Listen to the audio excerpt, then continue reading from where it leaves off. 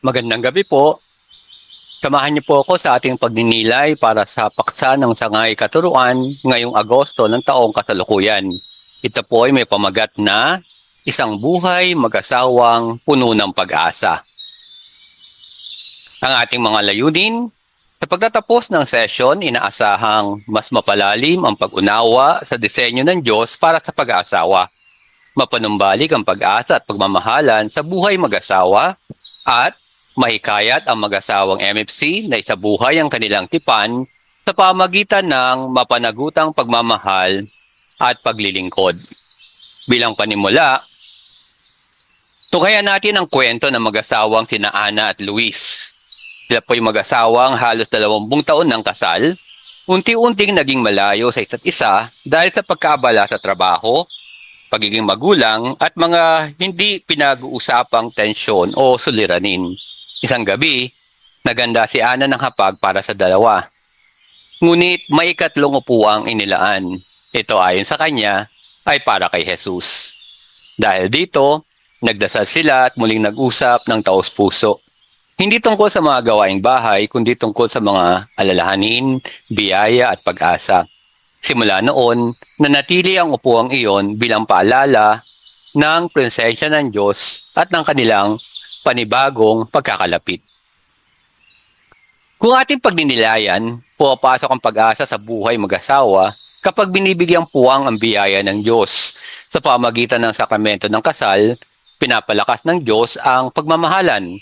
Kahit sa gitna ng mga pagsubok, ipinaalala sa atin ng banal na kasulatan na ang pag-ibig ay nagbabata ng lahat, naniniwala sa lahat, umaasa sa lahat, nagtitiis sa lahat. Ang pag-ibig ay hindi nagwawakas.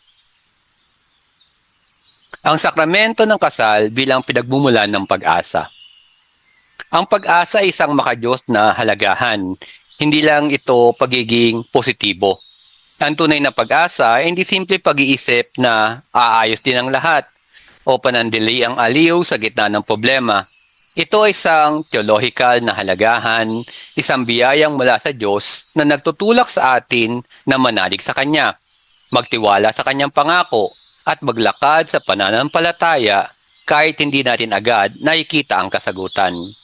Sa buhay mag-asawa, ang pag-asa ay nagbibigay ng lakas upang magpatuloy kahit may hindi pagkakaunawaan, pagkukulang, o malalaking pagsubok.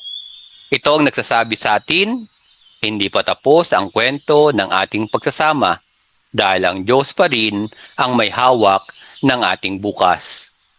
Sa pamamagitan ng sakramento ng kasal, tinatanggap ng mag-asawa ang biyayang kayang tumagal sa hirap at pagsubok. Ang kasal ay hindi lamang isang seremonyang panlipunan o isang legal na kasunduan.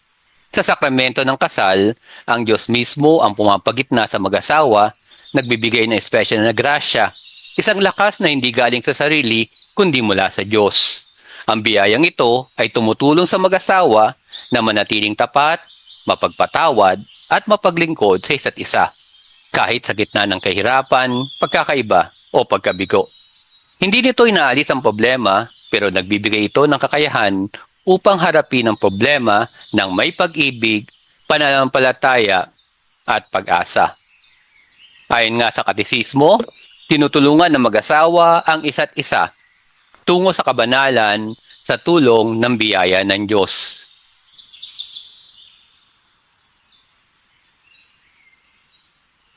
Ang layunin ng kasal ay hindi lang kaligayahan, kundi kabanalan.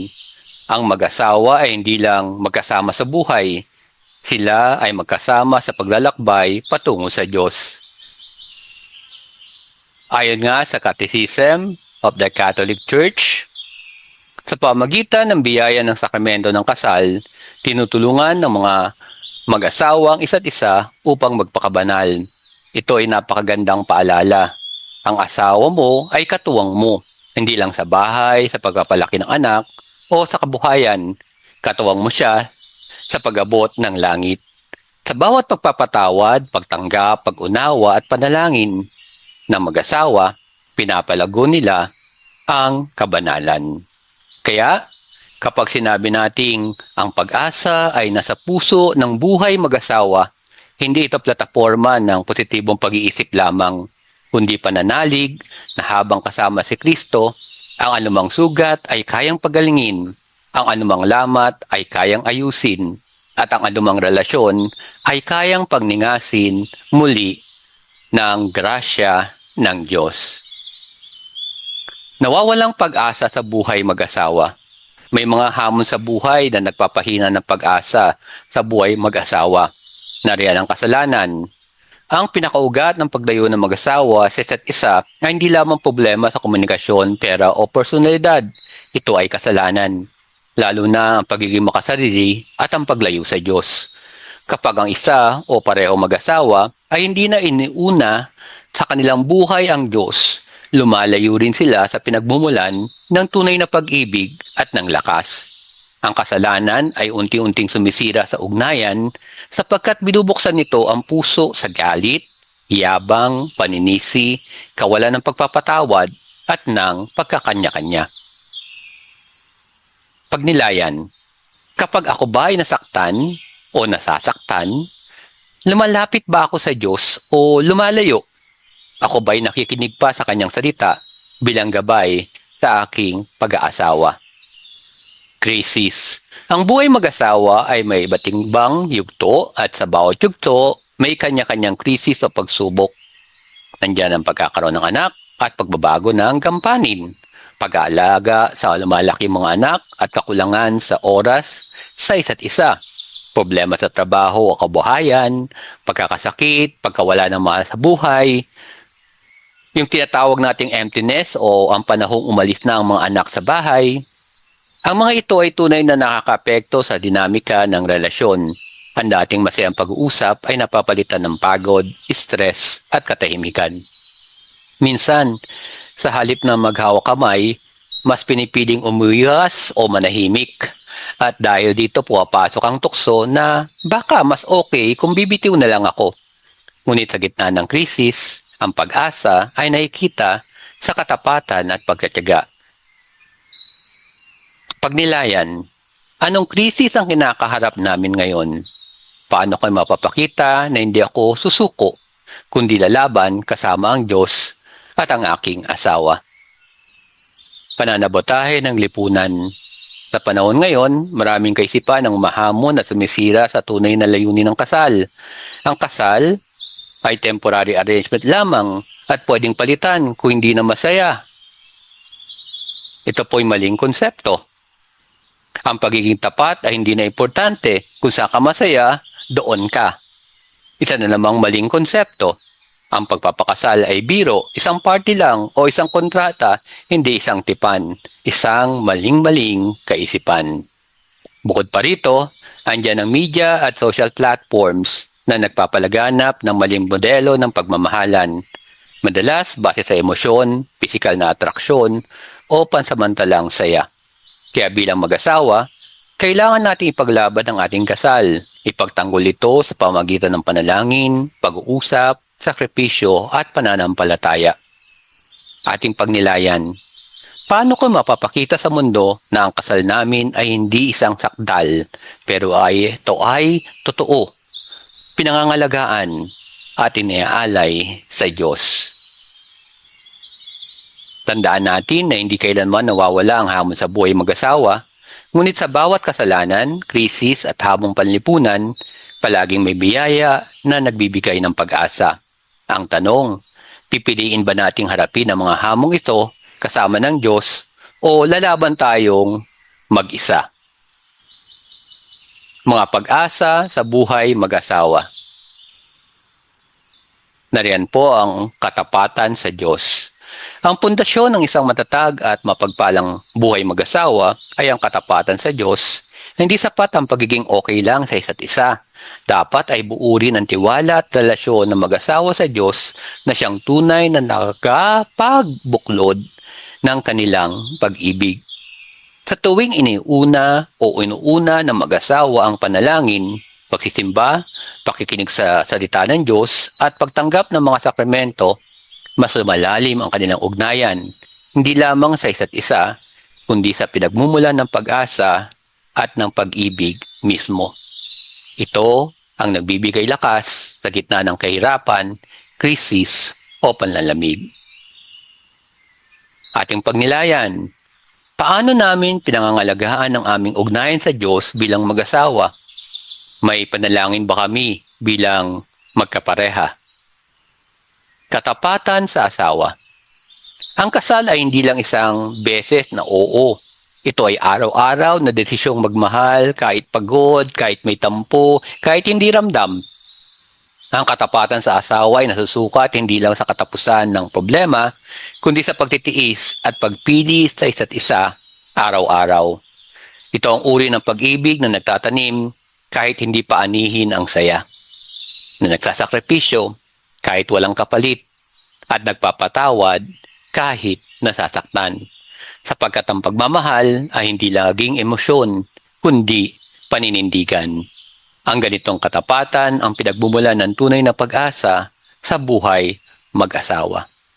Ating tanungin ang ating mga sarili, paano ko pinahayag ang aking pagiging tapat sa aking asawa sa simpleng pang-araw-araw na pamumuhay?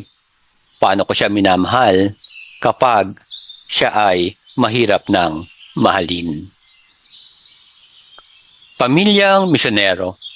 Hindi natatapos sa loob ng tahanan ng papel ng isang pamilyang Kristiyano. Ang matatag na pamilya ay nagiging ilaw sa ibang pamilya, nagiging saksi na sa kabila ng kahirapan, posible pa rin manatiling buo, masaya at makadiyos. Ang pagiging misyonero ay hindi laging nangangulugan ng pag-alis ng bahay. Kadalasan, ito ay pagpapakita ng halimbawa, ng tiwala sa Diyos, ng pagtutulungan, ng pagpapatawad, at ng tapat na pagsasama. Ang pamilya ay tinatawag na domestic church, kaya't ang kanilang buhay ay may malaking ambag sa simbahan at sa lipunan. Sa ganitong paraan, ang kanilang pagiging buo ay hindi lamang para sa sarili, kundi para sa kabutihan ng iba. Paano namin naipapamalas bilang pamilya ang pananampalataya sa aming komunidad, sa aming mga anak, sa mga kaibigan naming dumaraan sa pagsubok? Ang buhay mag-asawa ay isang biyaya at tungkulin. Kapag ang Diyos ang sentro, ang bawat sakripisyo ay may kabuluhan. Ang bawat oo araw-araw ay nagpapalalim sa katapatan, at ang bawat pagsusumikap ay nagiging liwanag para sa iba. Ito ang pag-asang buhay mag-asawa. Hindi perpekto, ngunit pinananatiling buo sa tulong ng Diyos. Bilang konklusyon, ang kasal ay hindi lamang kasunduang pantao, kundi isang tipan na makadiyos. Ang pag-aasawa ay higit pa sa legal na kasunduan o seremonyang panlipunan. Ito ay isang tipan o covenant na may espiritual na lalim. Sa Biblia, ang tipan ay hindi basta kasunduan. Ito ay sagradong pangako sa pagitan ng Diyos at ng kanyang bayan. Sa konteksto ng kasal, ito ay tipan ng mag-asawa sa harap ng Diyos kung saan sila ay pinagbubuklod ng kanyang biyaya at pananagutan sa isa't isa. Ayon nga sa Katekismo ng Simbahang Katolika, ang kasal ay isang makasakramentong tipan na nagpapakita ng pag-ibig ni Kristo sa kanyang simbahan. Ibig sabihin, ang pagsasama ng mag-asawa ay larawan ng pag-ibig ng Diyos, tapat, mapagpatawad, at walang hanggan. Hindi ito simpleng kontrata, ito ay buhay na sakramento na sa bawat araw ay nagsisigbing pagsaksi sa pag-ibig ng Diyos. Ating pong pagnilayan, sa anong paraan ko sinasabuhay ang pananagutang tipan ko sa aking asawa? Naiisip ko ba ang presensya ng Diyos sa aming relasyon?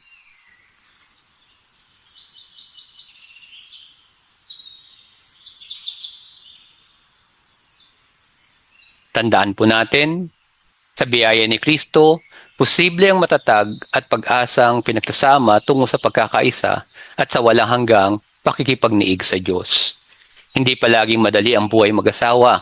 May mga tampuhan, pagsubok, kakulangan, at mga sandaling parang mahirap na magpatuloy. Ngunit, hindi kailanman iniwan ng Diyos ang mag-asawang tumatawag sa Kanya. Sa pamagitan ng sakramento ng kasal, ang biyaya ni Kristo ay patuloy na dumadaloy sa buhay mag-asawa. Hindi sila nag-iisa sa paglalakbay.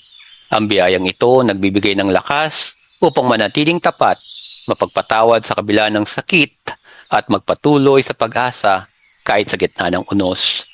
Ang tunay na layunin ng kasal ay hindi lamang panandaliang kaligayahan, kundi sama-samang paglalakbay tungo sa kabanalan at sa Diyos, na siyang pinagmumulan ng pag-ibig.